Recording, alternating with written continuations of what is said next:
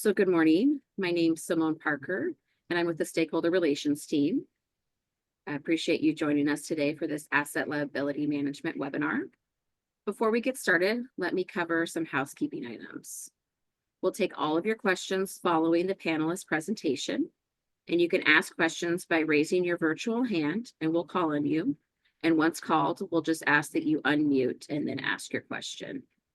You can find the raise hand feature at the bottom of your screen using the reactions, or you can type your question into the question box.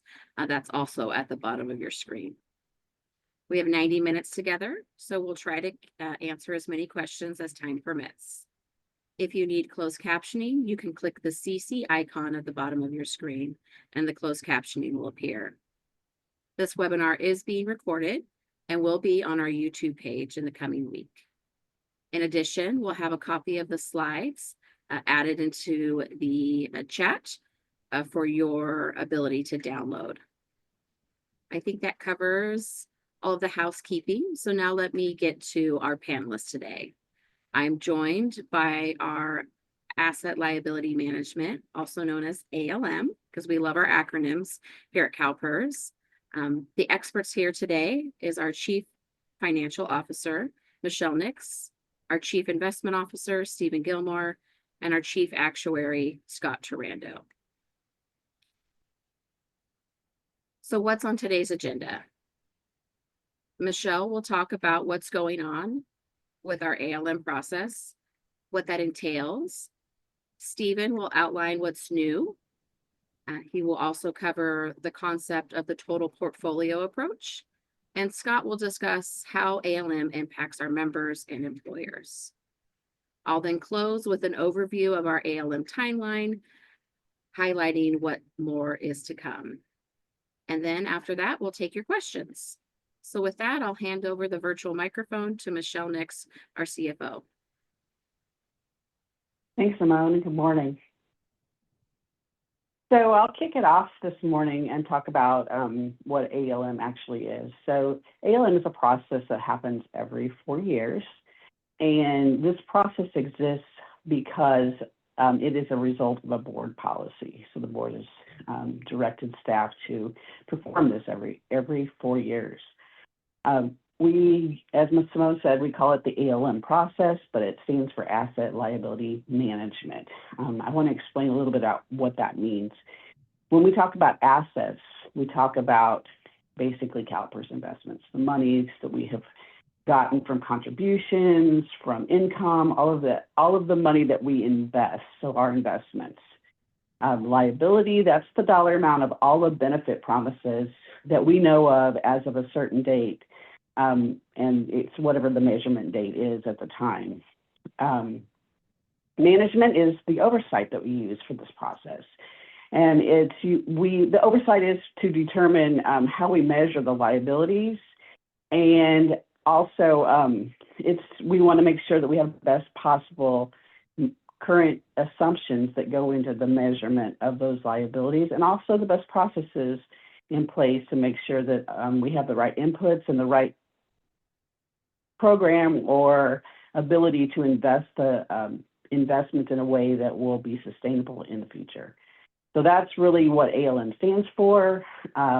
We also want to mention that we do it for both the public employees retirement system as well as the affiliate funds. So with that, if we could change the slide, please. Thank you. So the purpose of the ALM, as I said, I'm going to kind of make it high level, but the process is really so that it allows us to be the most effective that we can to carry out the mission of CalPERS. And with that, the purpose of this whole process is so that we can evaluate our assumptions and approaches to investing, as well as measuring our liabilities and make sure they match and make sure that we are investing the money in a way that will give us the best opportunity to see sustainability to our pension fund going forward in the future. Bear in mind. Thank you. The next slide, I want to talk about the key functions. So there are two bodies of work that happen within the ALM process. The first body of work is with our investment office, and they're busy during the year looking at all the risks in the asset allocation analysis, trying to figure out if what we've done in the past is serving us and will serve us in the future, and if not, how do we change it? Also, the capital market assumptions, meaning what are the returns, what have they been for the past 4 years? Have they matched our expectations? And do we expect them to carry forward in the future? And if not, how will they change? Also, we want to propose a candidate portfolio that kind of matches or does match with the expected rate of return that we can get with a certain method of investing. So that's what the investment office does. The actuarial office, in conjunction with that during the ALM process, measures and looks at the economic and demographic assumptions that go into calculating the liabilities, as well as the funding risk analysis. And they do an experience study, which really hammers at all of our assumptions that they use to calculate the liabilities to make sure that those assumptions are still accurate. For example, inflation could be is an assumption that they use, so they want to make sure that in the last 4 years that has met their expectations, and they have the right number of the right number that is associated with inflation, and will that carry forward into the future? And if not, how does it change, and what change should we make in order to make that more accurate? And then lastly, the proposed discount rate is kind of the culmination of all of that work.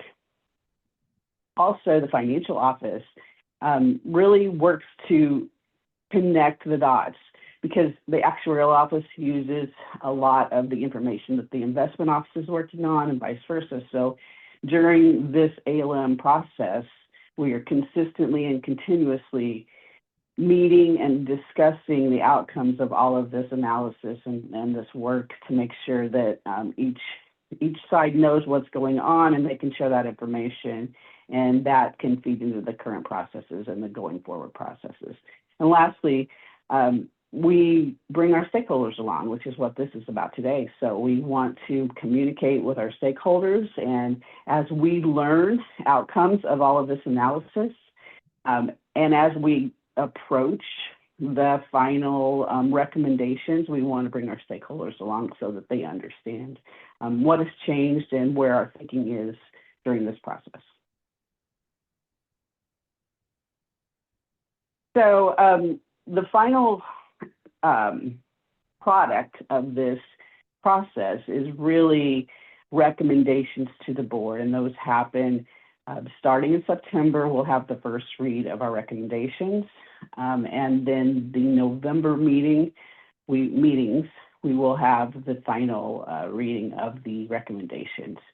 So during what recommendations am I talking about? So for the Finance and Administration Committee, we'll address the actuarial side. We'll talk about the recommendations for the discount rate. We'll talk about the recommendations for the actuarial assumptions that may have changed and what they think the economy and all of the things that they build into those assumptions for the liability look like going forward.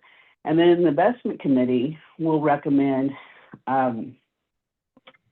an expected rate of return, as well as broad types of investments that can be used, asset classes that we think are going to get us to the expected rate of return, investment rate of return that we're going to need to get to make our liabilities sustainable going forward, and make sure that we have enough money in our accounts to basically pay the benefits and the bills going forward in perpetuity.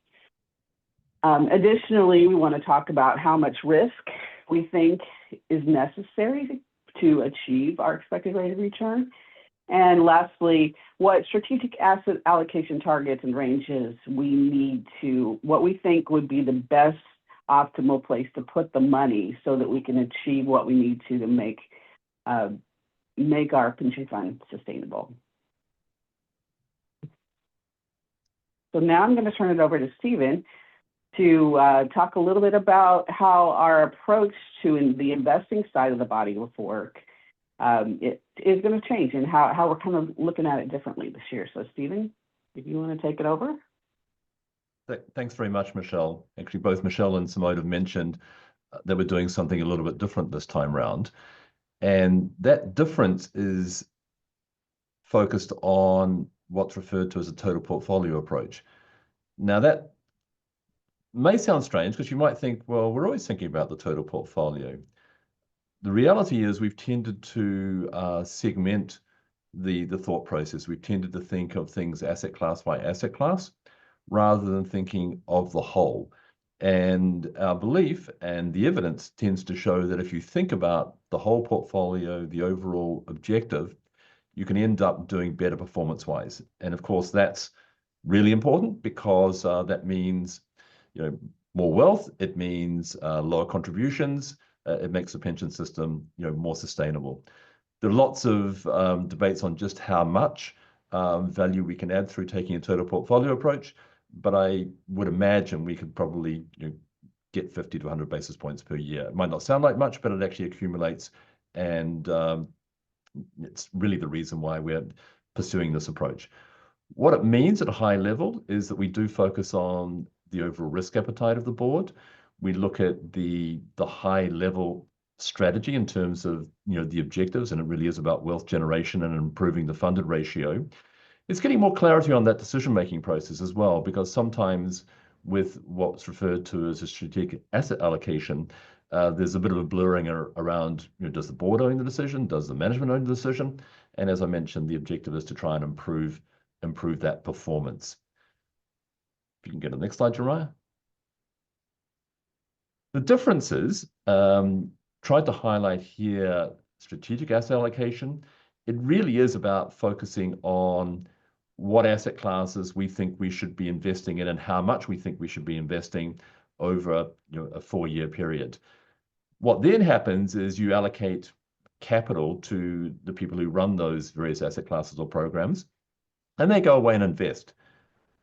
Of course, that's in some ways easier because there's clarity around how much those particular teams have to invest. But they go away and they construct portfolios. They tend to end up looking for things that are quite diversified within each asset class. But it does lead to inefficiencies because it can mean you over-diversify. It can mean that you have concentrated risk as well. And it can mean that you put the next dollar into a place which isn't the best for the overall portfolio.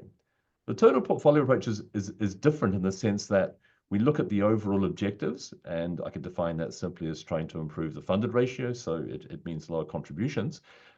And all the decisions are really looked at in that context.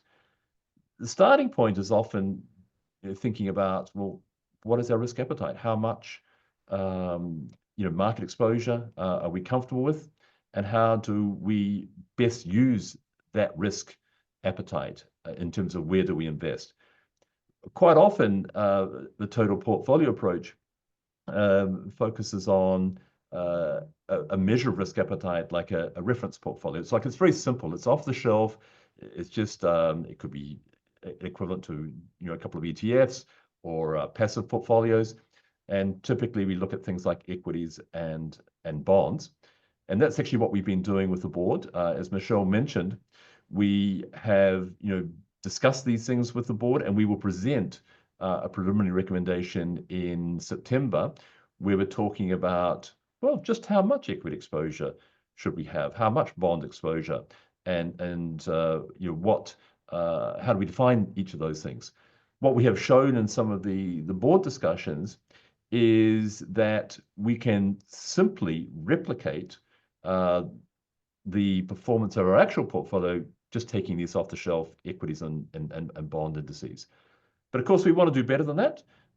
We want to then go out and think about where we can invest to get additional return. And we continue to have discussions with the board on how much additional discretion management should have to deviate from that simple reference portfolio. If you go to the next slide. But the high-level advantages, with a strategic asset allocation, which is what we've done in the past, and which most organizations or asset owners in the US follow, the risk appetite isn't explicitly defined. With the total portfolio approach, it's very clear, and that's the first really big decision for the board. What is the risk appetite? And it's defined by the reference portfolio. Diversification, as I mentioned, with the strategic asset allocation, it's by asset class, but that can lead to over diversification because any asset class head really wants to have diversification within their portfolio.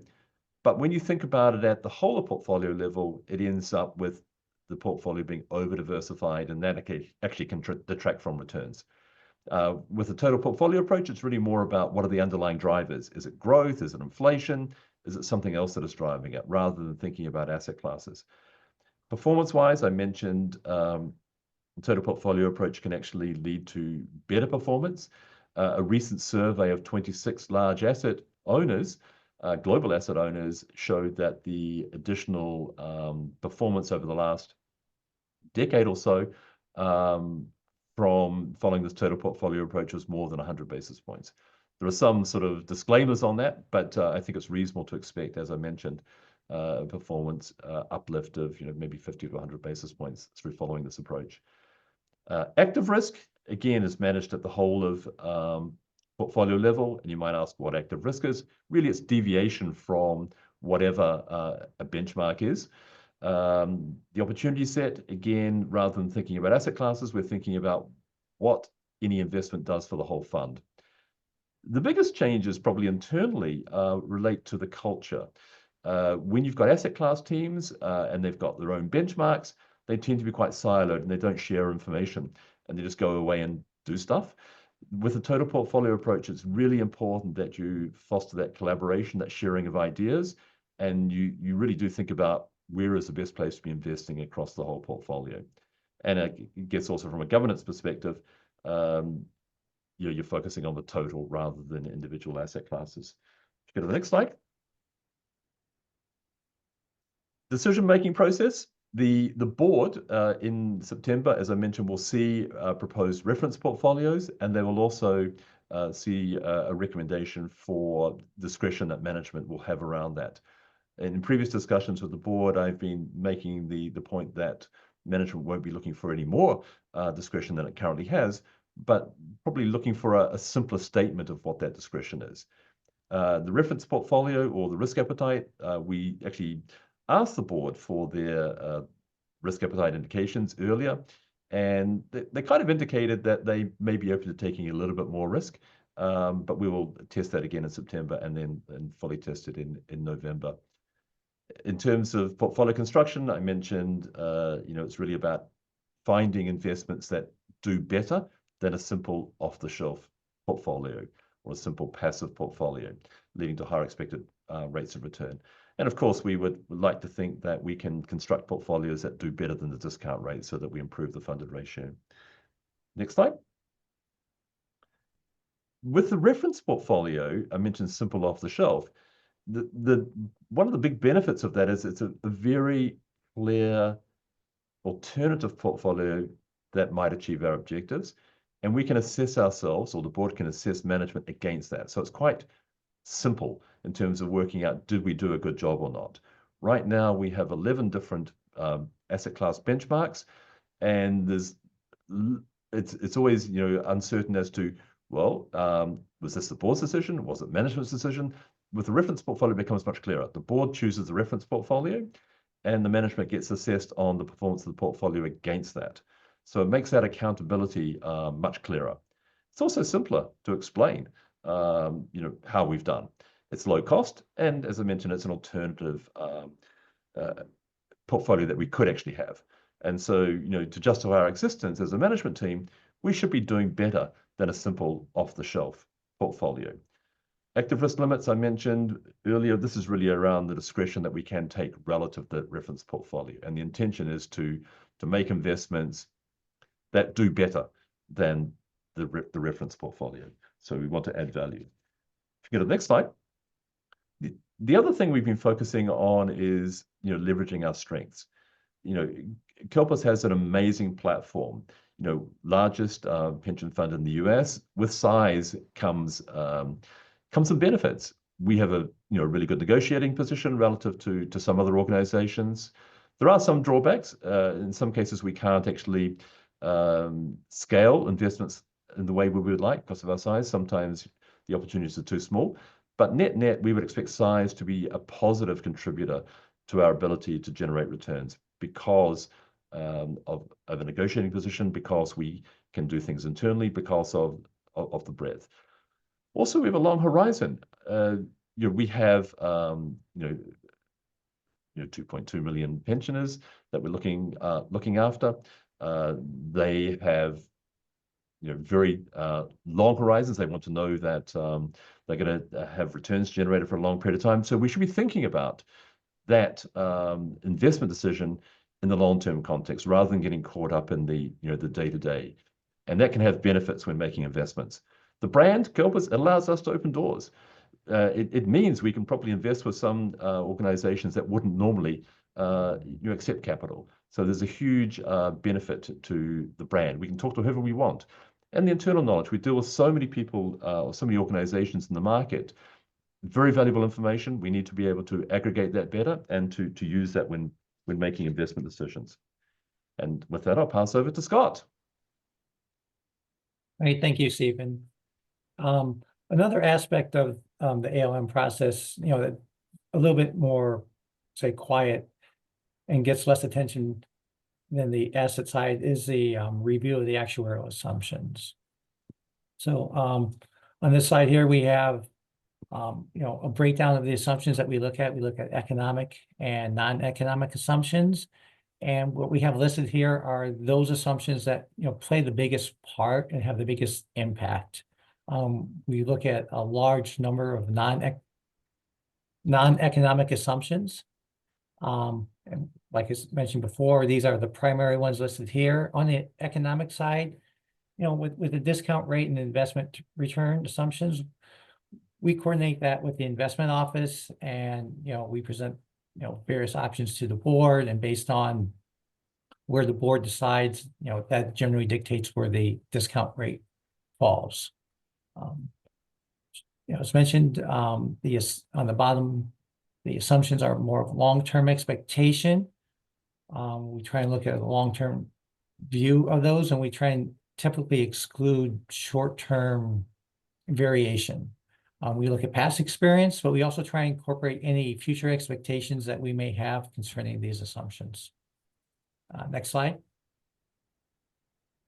In terms of impact, the impact of the assumptions, are pretty substantial. Besides, they dictate, the funded status, as well as where your contributions lie. Not only the normal cost contributions that employer pay, but that also helps determine the PEPR member contribution rates. For those PEPR members, remember that the total normal cost is split 50-50 between employers and employees. So if we make any adjustments in our assumptions, there could be potential impact on the normal cost, and that could possibly have some downward impacts on the employee contributions for those PEPR members. Next slide. And I will turn it back over to Simone to discuss the timeline. Thanks, Scott. Appreciate that. So as this slide outlines, this is our asset liability management timeline. We'll continue to provide the board with education in June and July. We also have some additional webinars that you'll notice in July and December to engage with you as our stakeholders. And as mentioned earlier, we're presenting our first finding of recommendations in September, with the board taking action in November, with this all being effective as of July 1st, 2026. So how can you learn more or stay up to date on the ALM cycle? Our asset liability management page is a great resource. It houses materials and past board meeting recordings on ALM. You can review our ALM policy. And if you're still having a hard time finding the answer to a specific question, you can always reach out to our CalPERS_stakeholder_relations@calpers.ca.gov. And it's a good thing we put that in the PowerPoint, because that's a very lengthy email address to remember. With that said, We are now at the part in the program where we will open the floor for any questions that you may have. So if you want to raise your hand, or you can put your question in our Q&A box, we will start answering any questions that you might have.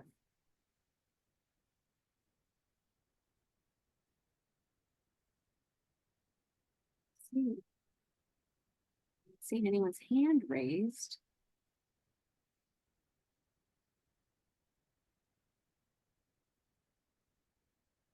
Seeing any Q&A that have come through? Team, just making sure I'm not missing anything. Okay. Well, you made our job very easy. So I'll take that as we were very thorough in our presentation. We appreciate your time. So it looks like we'll give you about an hour back in your day. And like I said, if you have any questions, please don't hesitate. Oh, we have a hand that's raised. Frank, you want to go ahead and take yourself off mute and ask your question?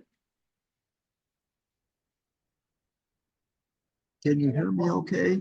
We sure can. Okay, great. When we will get a copy of the transcript as you have made your presentation today? A copy of the transcript? Well, I mean, your presentation in terms of trying to listen the to your slides? presentation. Yeah, yeah. Okay, yeah, so twofold. I believe the team put the presentation in the oh, it didn't go through. Okay. We will email the presentation out to those that logged on. And then in addition, we also recorded the webinar, and that will be on our YouTube page, and it will also be housed on our that Asset Liability Management website that I mentioned earlier. Now, if we should have further questions as a result of our review Yes, of your presentation today, can we submit them to you? absolutely. That lengthy CalPERS stakeholder relations email box, you can send it there and we'll get your questions answered. Now, the link that you're sending us for the transcript, will it have the webinar the stakeholders link so that we can send it to the proper location? It will come from that mailbox. Oh, So you can just respond to it. okay. That was my only question. Thank you so much. My pleasure. Thank you. JJ, you're next. Go ahead and ask your question.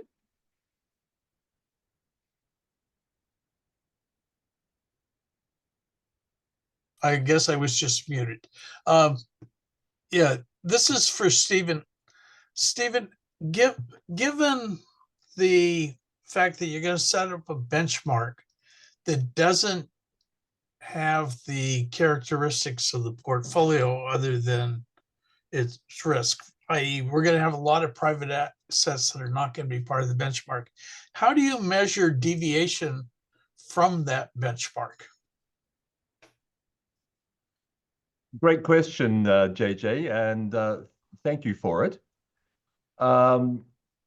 We haven't really gotten to a final decision on that. There are a couple of ways of looking at it. One, we could use what is referred to as active risk. So we could look at the volatility of the reference portfolio versus the volatility of the actual portfolio. Those could be different, and we can make certain assumptions about the illiquid assets. Or we could look at a sort of a more formal, tracking error measure. But you're right that there will be more apparent, deviation. I would say though that with the existing portfolio, we do have a reasonably large tracking error already. We don't tend to focus on it very much because it's quite hard to control that. And we tend to focus on sort of actionable tracking error, which is quite small. I think the key thing, JJ, is there are a couple of elements that are quite important when thinking about how we've deviated from the reference portfolio. One is that we need to be looking at the outcomes over a fairly long period of time, because there will be points in time when the liquid markets have moved quite a lot, as you're seeing right now in the current market, and the private market assets may not be revalued very frequently, so it looked like quite a big deviation. That's one thing I think we need to be thinking about. Also, really important that we've proxied the private market assets appropriately.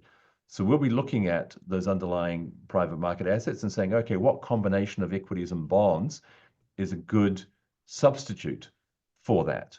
And we can look at regression analysis, look at how these things have performed in the past. We can do other things as well, but that's also another important element, making sure we've got the right proxy. And the board will want to know that management has proxied that fairly well. So, going back to your original question, we haven't settled on exactly how we will think about measuring that deviation or active risk or tracking error. And second, we need to be thinking quite a lot around the proxies that we use, the public market proxies for the private assets. And as I mentioned, it's important to be making these assessments over a fairly lengthy period of time, given the I guess the deviations we see in the market. But I would say that historically, having that simple reference portfolio, it's done a very good job of proxying our actual portfolio, even though our actual portfolio has had these private market assets. Given that, well, particularly to private equity, given that private equity tends to be more highly leveraged than the market in general and tends to be smaller, how do you explain that the volatility is less, unless we just say, well, it's an artifact? Well, I mean, there's a lot to unpack there because it depends on. I don't ask simple questions. Yeah, no. Well, first of all, it depends on which segment of the private equity market. Some of it may be more highly levered than the public market. Some of it may not. Some of the smaller stakes, maybe actually be less levered, but they may be more volatile. So, a lot of complexity in that question. What we will be doing is trying to find the best proxy. So if we're looking at something like venture capital, it may not be levered, but it'll be smaller, to your point, and it'll be more volatile. So the proxy will likely be more than 100% equity for something like venture capital. It will be much closer to 100 for sort of large or mid-market buyout. So we're going to have to proxy different strategies or sub-strategies within private equity differently. But the idea is to try to risk match those things.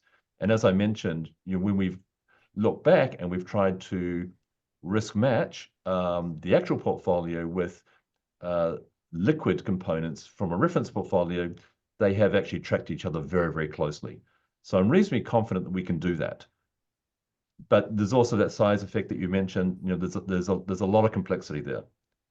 But I get comfort from looking at our attempts to risk match and looking at the performance results. They're very, very close to our actual portfolio. I hope that by the time we get through this process, you'll share a good understanding of what's going on so that we can independently sort of check what we're being told. Yeah, look, I think there's probably a big role for the consultants to play here, because sometimes the actual proxying can be proprietary because it's going to affect how we think about the cost of capital, and there's a commercial element to that. But you're right, there needs to be a mechanism, for clarity around how the proxying happens, how the board can get assurance that the proxying is reasonable. Because obviously we want to be able to, confirm that we're taking the risk that we say we're taking. Thank you. But thanks for the question, JJ. I'm not surprised you asked fairly thoughtful questions. Thank you. And one other thing, my offer still stands. Appreciated. I need to clear up my calendar, clearly. All right, James, looks like you're next on the list to ask your question. Go ahead, come off mute and ask. Yeah, obviously tariffs are gonna, what's happening to the market is gonna maybe change how CalPERS invests. Will it also change any of your methodology with regard to the asset liability management structure that you've presented today? And then secondly, given that we're looking at basically the portfolio as a whole instead of 11 different pockets, will transparency be less? I Are would, there I would any, start- and actually one more caveat to that last one. Do you see, I mean, that's one possible downside. Do you see any other downsides with switching approaches? Okay, let's start with the transparency. I actually think it can be more transparent. And I say that because, how much do you really understand about, what we're doing within each asset class in terms of what's reporting or the methodology? It seems to be, a target weight is chosen, and then the team will just try and build a portfolio relative to that. But there may not be that much intuition as to why we're doing something. It's just, we're building a portfolio to hit the target. So I would actually hope that there's more transparency than we currently have in terms of the rationale for why we're making these decisions. I think the onus will be on management to explain why management has deviated from the reference portfolio. And I would like to think that's actually going to be better, for all stakeholders in terms of understanding. Certainly, in the past, when thinking about what management should be reporting to the board and externally, there's been a lot of focus on reporting and transparency and rationale for why various decisions are being made. In terms of, I guess the methodology, I don't, with what's going on, I don't really expect any major changes. One of the things we did introduce, a couple of meetings ago was a scenario framework. And, historically, we've looked at, various simulations, what could happen to the portfolio. It's sort of Monte Carlo analysis, and you'll see, maybe 5,000 dots that Scott's team's created, and we'll look at things that could happen to the portfolio.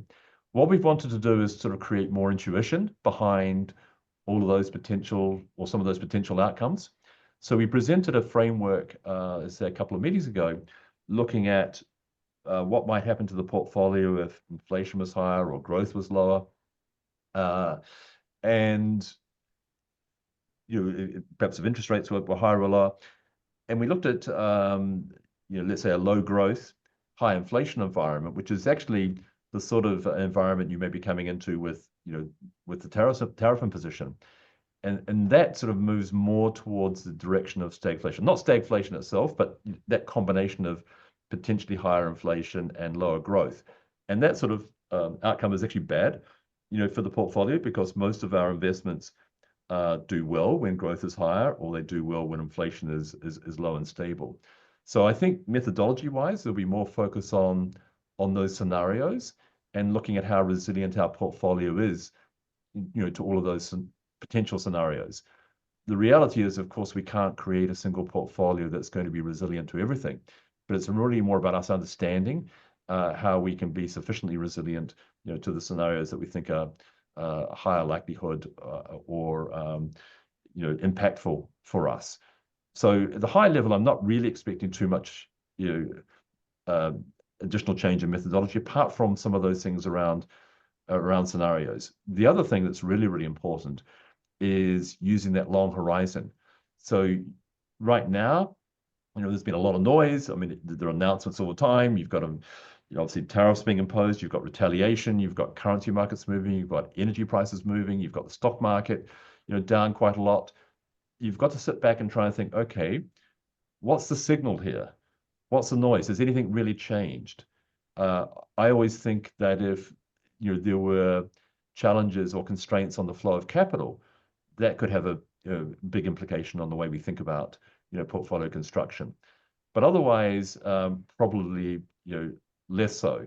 But it's just obviously it's fascinating thinking about all these things. It's very hard to get any specific call right with respect to any of these big policy developments. Really, we have to be thinking about the framework that we use, thinking about the long horizon, and thinking about, okay, does this matter in the long run? I do think if we go down this continued route of tariff imposition and response, shorter term it is going to be negative for growth. There is this potential inflationary impact. The markets have been reflecting that. It does have implications for supply chains. So yesterday we were talking to one of the the big logistics investors. Lots of interesting stuff to take away from that. So there's a lot of information we can be incorporating into thinking about how we invest. But to your original question, I don't really see that as a change in methodology. I do think some refinements with respect to things like scenarios, total portfolio approach, much more focus on that collaboration and collating that information we can get from across the portfolio, but no fundamental changes. I could have just one follow-up. I really appreciate your response, especially with regard to longer time frames and possibly greater transparency. It's just a minor question.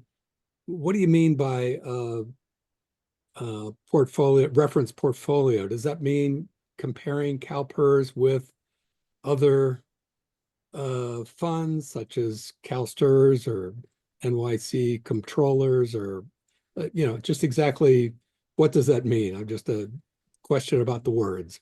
Thanks for the question, James. I clearly didn't do a very good job of talking about the reference portfolio when I had on the slide. What we're talking about is a very simple portfolio that we could use as a substitute for the actual complex portfolio that we have. And by a very simple portfolio, I'm looking at a portfolio of equities and bonds. So a liquid, listed portfolio that people on this call could invest in, off the shelf. And we've done some analysis looking at our actual portfolio through time and the performance of that portfolio, and what simple combinations of equities and bonds would give us a similar result, for a similar sort of risk. And our actual portfolio right now is quite similar to a portfolio of 70% equities and 30% bonds, approximately. And so we would be saying, okay, let's look at how our actual portfolio, has done against this very simple one that everyone can see, compare with. So it's not the case that we're looking at all of our peers and others. We'd be looking at it against a simple portfolio of equities and bonds that reflects the risk appetite that the board has. And of course, we'll be trying to do better than that. Great. Historically, we've done about as well as that simple off-the-shelf portfolio. I think we should be doing better than that. Thanks. So thanks for the question.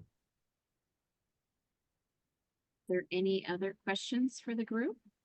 I'm not seeing any hands raised, but I'll pause for a moment in case someone's looking for the icon to raise their hand.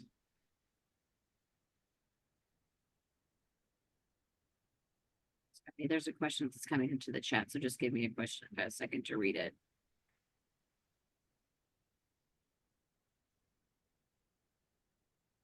So the question is, what portion of the PERF is set aside for healthcare costs? So I'm not sure if that's an investing in healthcare, because the PERF doesn't cover health costs. Yeah, Michelle's is nodding her head. There's a separate healthcare fund that covers those costs. Are there any other questions? Okay. Not seeing any other questions. I'll thank our panelists for their time today and sharing their expertise on the asset liability management process. If you have any additional questions, like I said, please feel free to reach out and shoot our stakeholder relations mailbox and email and we will assist you. Until then, thank you for your time and have a wonderful Friday.